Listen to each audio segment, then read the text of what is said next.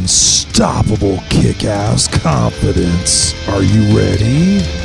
Welcome to the Raw and Unscripted show with Christoper Rausch, where we help you overcome your self-created crap without the self-help fluffy bullshit. Now please welcome our host, Christoper Rausch.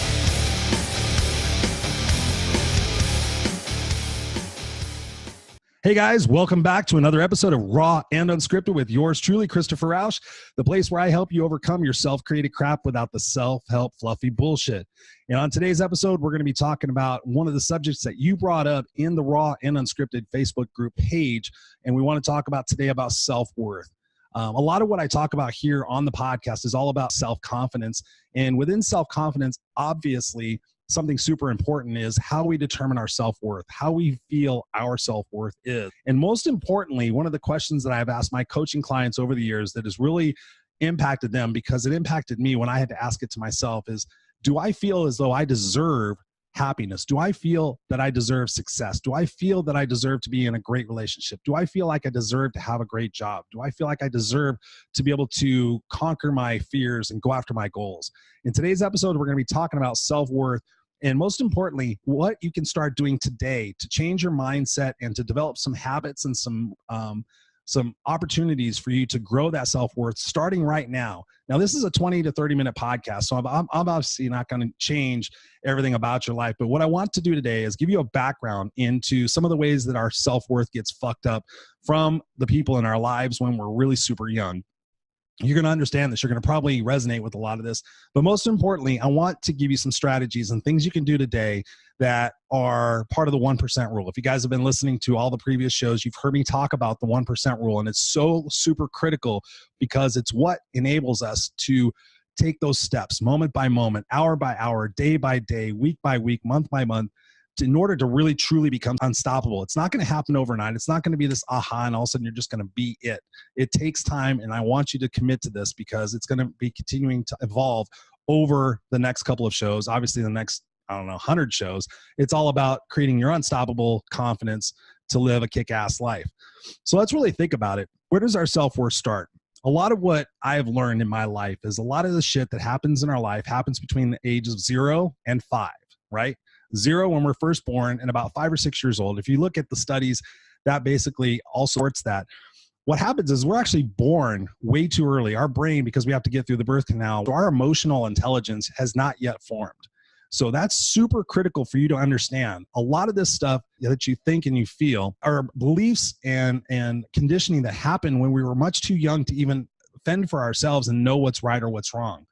So when you think about your self-worth, think about a couple of these questions or statements that I have that I brought up for myself. Have you heard the phrase, don't be selfish, or think of others first, or be considerate of others, or don't hurt other people's feelings, things of that nature, right? So when you really think about stuff like that, don't be selfish, don't hurt other people's feelings. We're going to get into honesty and truth later on in another podcast, but just those alone, when you think about, you're trying to take care of yourself, you're trying to make sure that you're number one, but yet you've got parents and you've got teachers and you've got other adults in your life that are telling other people first. Just think about that alone. When we're really super young, before we know any better, we're being told to put other people's needs and wants and desires and feelings before our own. Now, sometimes we get a little fucked up when we have people that want us to only put our feelings and our thoughts in front of everybody else's, and those people are dicks, called arrogant assholes. But again, they necessarily aren't aware of what it is that they're doing because that's how they're raised, right? So I really want to get into the meat and potatoes of that, because when you think about it, our parents and our teachers are the ones that are telling, oh, do this for other people and be considerate and all these other things. And then we have our friends, right? So as soon as we get into school, we realize who the popular kids are. We realize who the nerdy kids are, who the sports jocks are, and what are we trying to do, right? All of us are trying to fit in. We have learned that from the very, very get-go, that we want to love, appreciation, and what I've determined is significance. We want significance in people's lives, so we're willing to almost do anything to get that. And so if our self-worth is based on what other people think and feel about us, that's where we have to stop today and start really focusing on what's going to make me happy, what's going to make me have inner peace, what's going to make me excited about getting up every day and doing what I need to do. If all of that in your life is catering to other people, then my friends, you have to start thinking differently. You have to start doing things differently. You have to start changing your perspectives about things, because you didn't know any better as a kid, right? You were filled with these things, and it probably continued on throughout your life. You got on the playground. You wanted to fit in. So what did you do? You didn't tell people certain things. You fit in to make them feel good. You constantly put other people in front of yourself to make yourself feel better. And then what does that do?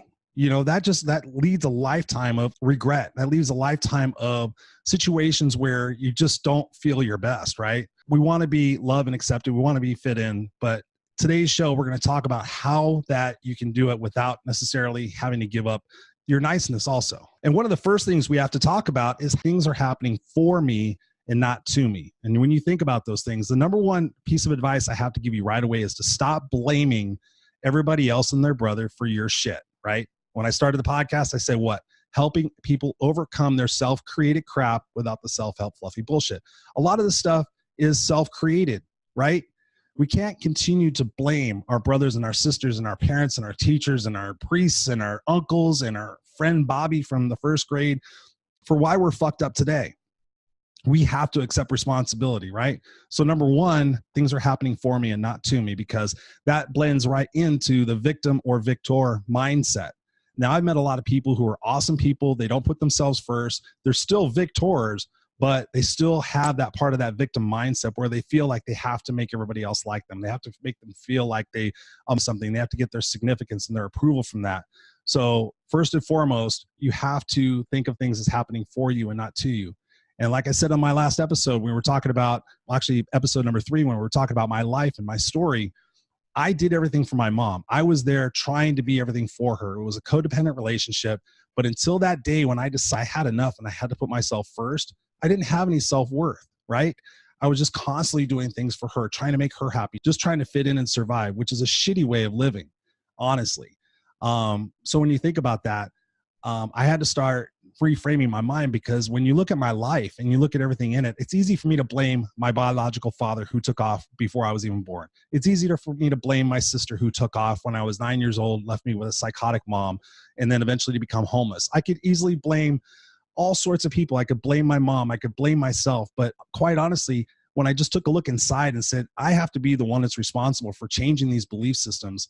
And that's exactly what I did. I did not want to be a victim. I did not want to be like everybody else. My sister, God's honest truth, when I met her in 2005, is a total victim. She blamed everybody and everything for her problems. She couldn't take responsibility for anything. And that is the true sign of a victim. So if you're like that, then you got to stop that shit. And I'm not going to tell you it's easy. You have to stop that shit. You have to stop blaming other people and pull up your big boy panties or your big girl panties, whatever it is, and get started today and focusing on the fact that you're number one. You are the person that matters the most, because if you're not taking care of yourself, then what are you giving to other people? Right? If you're giving to your kids or giving to your husband or for whatever it is, what percent are you giving to them if you're not feeling the greatest yourself?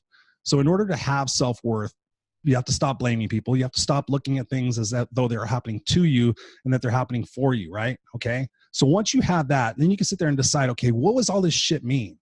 What was this stuff designed to do? This stuff was designed to get me to this point today where I'm listening to this guy or I'm watching this guy with a bandana on, and he's talking about self-worth. It's my turn to fucking stand up for myself, right? So you have to take responsibility for your choices, and you have to take responsibility for your actions. One of the parts of self-worth that I find is very interesting is that people go to short-term gratifications in order to get through or get by a moment in life, whether it's drink, shopping, sex, sports, the internet, video games, whatever it might be. If you're doing short-term gratifications versus long-term results, and you're trying it as a way of masking the pain, trying to put off while you hope, wish, and pray that something's going to change and something's going to happen, you're wasting your fucking time and you're damaging yourself to boot. So the best thing I can recommend to you if you're doing something like that is stop. And I'm serious, because I know what's going to happen. You're going to have to face all the music, all the shit that's in your brain, all the shit that you've been putting off.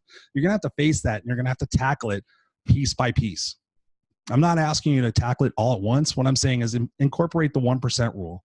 Number one, decide you're number one. Decide you're not going to put up with excuses anymore, and you're not going to blame anybody, and that you're going to stand up for yourself and start having conversations with people and letting them know that you're frustrated and that you're doing something about it and that you want them to be on board. This is not something where you're retaliating against them or you're trying to get them back. It's just a matter of you finally realizing in your life, wherever you're at in this point, is that you got to get your shit together, right? In the last episode, what I talk about, legacy.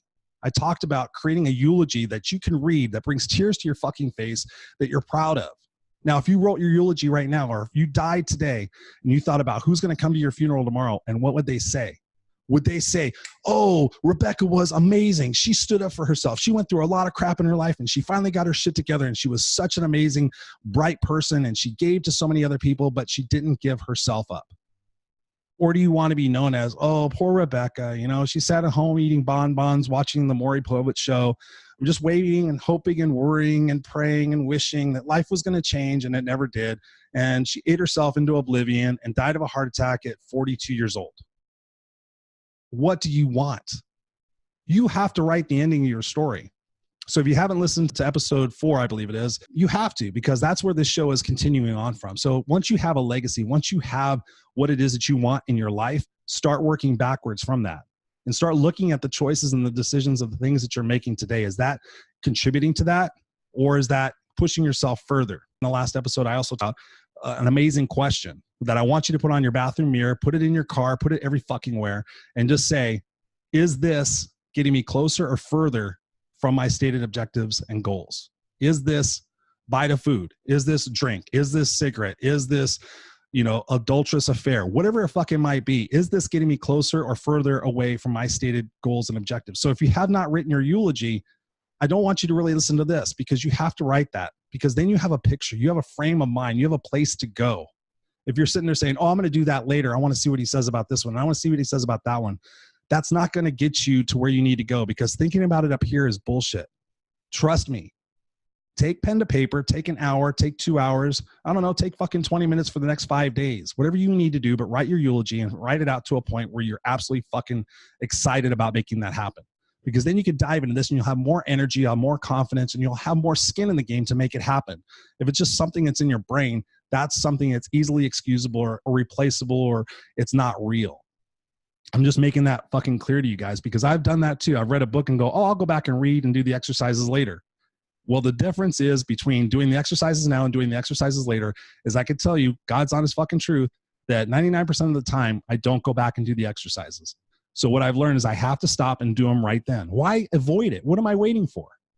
The best thing that's going to happen is I'm going to create confidence. I'm going to create actionable items that I can take responsibility for. If we're just going to read and we're going to do it later, that's bullshit. And that's why I'm here. I'm the no excuses coach for a reason. You're listening to me for a reason. You're not listening to me be all nice and like, oh, it's okay. It's okay. No, it's not okay. It's time to get the fuck up and deal with your life and deal with the shit that you've been putting off today, right? That's why I am. I love you guys. Seriously, I do. This is all out of love. So you really got to think about that. And a couple of books that I have recommendations for. This is something you're going to have to take big responsibility for, because my life would not be where it's at today without books, without audios, without videos, audiobooks, regular books, podcasts, seminars, my master's degree, everything like that. So 2 books that really changed my life were Viktor Frankl's Man's Search for Meaning. I think I showed it on the last episode. Viktor Frankl's Man's Search for Meaning. You read that book, I promise you, read it a few times. No one will ever be able to tell you how to think, how to feel, especially how to feel. Like when people say, oh, that person makes me feel stupid. Oh, that person makes me feel fat. Or that person makes me... Nobody can make you feel anything that you don't allow them to make you feel.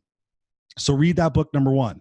Read it. And then send me messages of what you thought about it and how it's changed your perspective. Because for me, when I read that, it was like, now I know what to do. The second book I want you to read is Awaken the Giant Within by Tony Robbins. Tony Robbins, Awaken the Giant Within. It's a big fucking book, but it was a book that I read, and I remember this. I was reading it at the gym, and I did not want to get off the elliptical because the information on there was fucking just hitting me upside the head like, Chris, you're the one that's responsible. You're the one that needs to change. You're the one that can't keep blaming.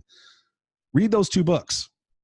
Now, I know a lot of you are going to listen to this, write them down. You're going to think you're going to do it. There's only a few of you that really will. And that's the God's honest truth. If you do read both of those books, I want you to message me, because I'm here to help you. I will help those of you who take the most action. Those of you who have the most skin in the game, I'm here to see you guys succeed, because what I want from you is I want you to turn around and help other people.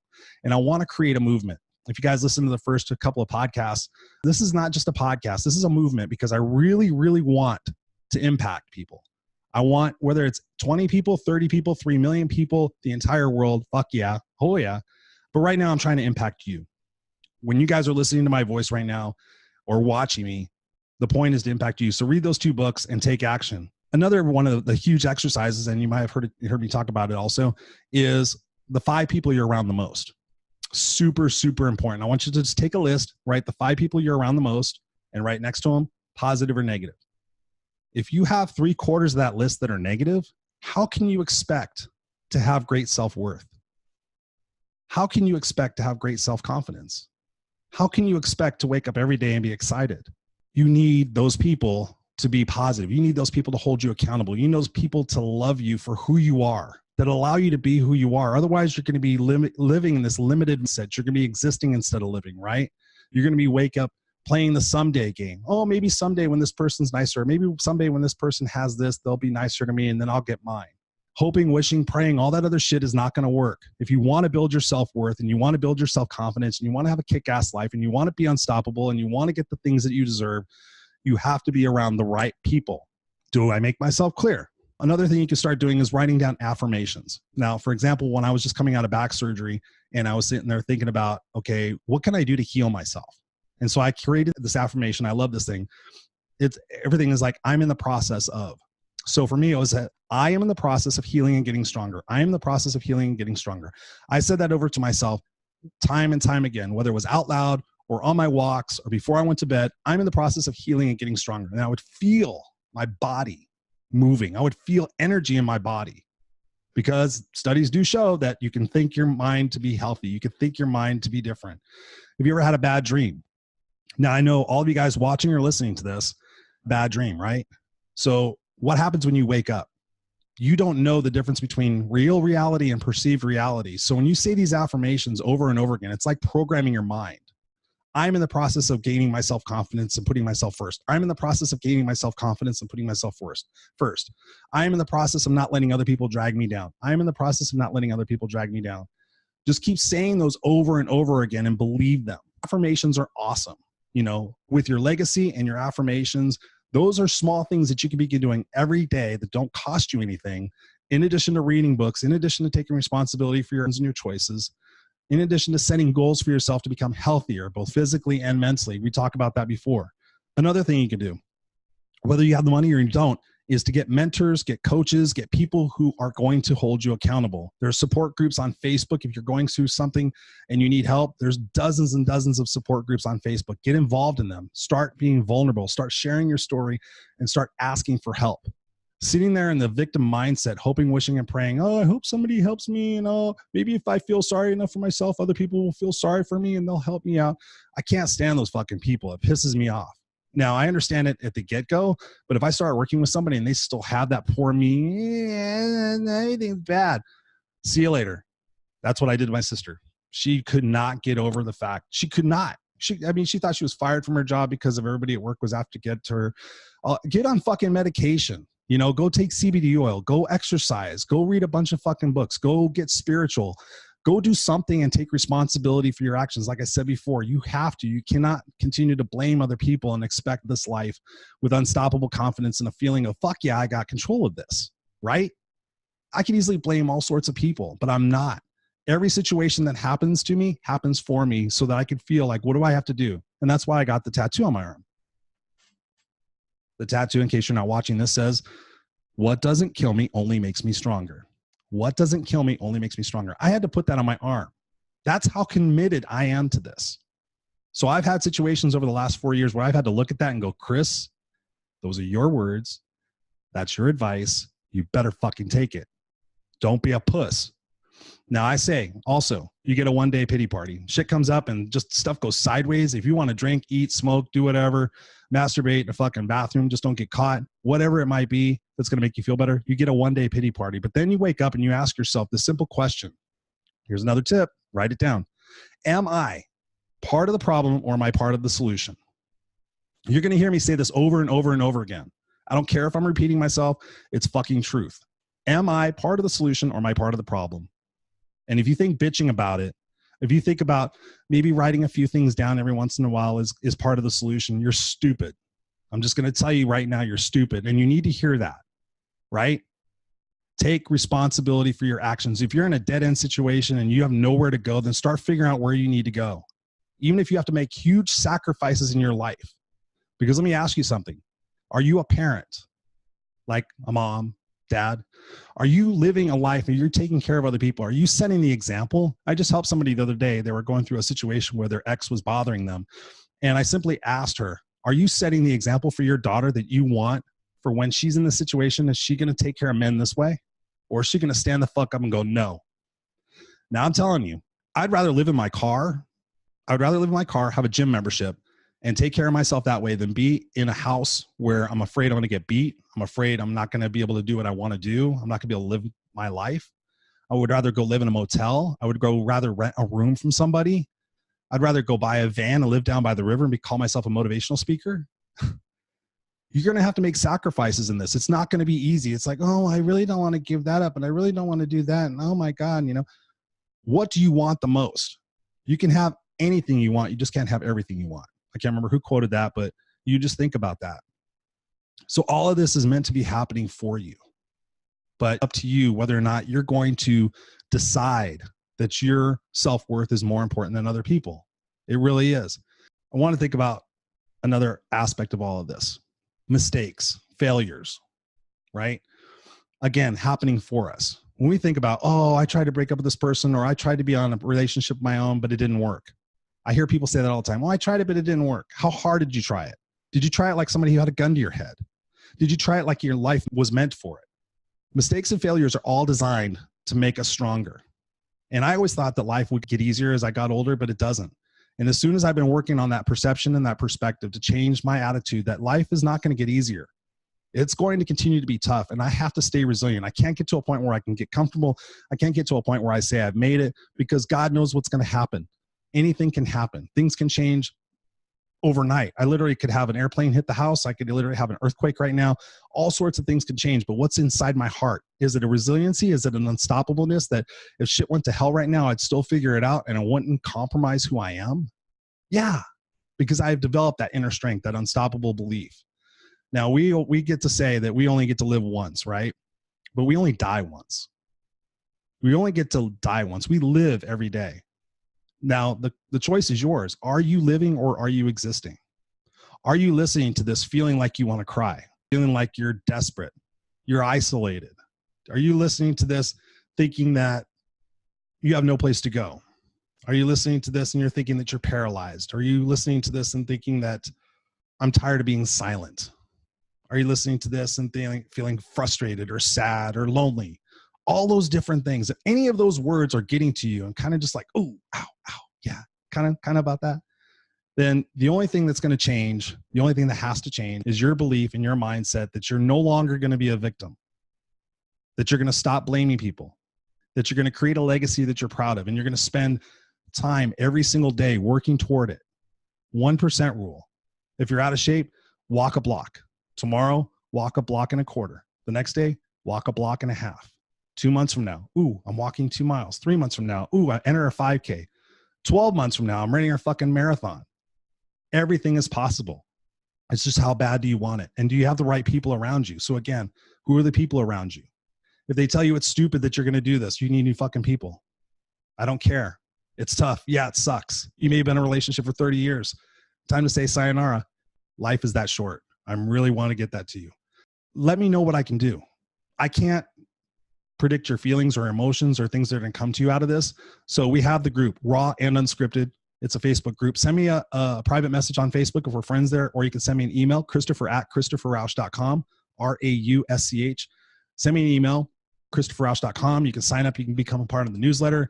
Make sure you never miss any of these episodes. Make sure you never miss any of the bonus features. I'm going to be doing a lot of stuff with this. I'm going to be doing exercises because I realize in 20 or 30 minutes, I'm not going to change your attitude about your self-worth. But what I could do is when you give me feedback on specifically what areas you need help with, I could do other podcasts on that. I could do blogs on that. I could do short videos on that. I could help you with that. I'm telling you right now, I'm right here for you. The question is, oh, I don't want to bother him. I don't want to seem weak. That's you. That's not me. You have somebody here who's ready to help you. There's lots of people out there ready to help you, but you got to help yourself first. So go to the website, get a part of that Raw Unscripted group, start talking about things. Let us help you. Start helping yourself. All right. Until next time, I love you guys. Peace out. Take care.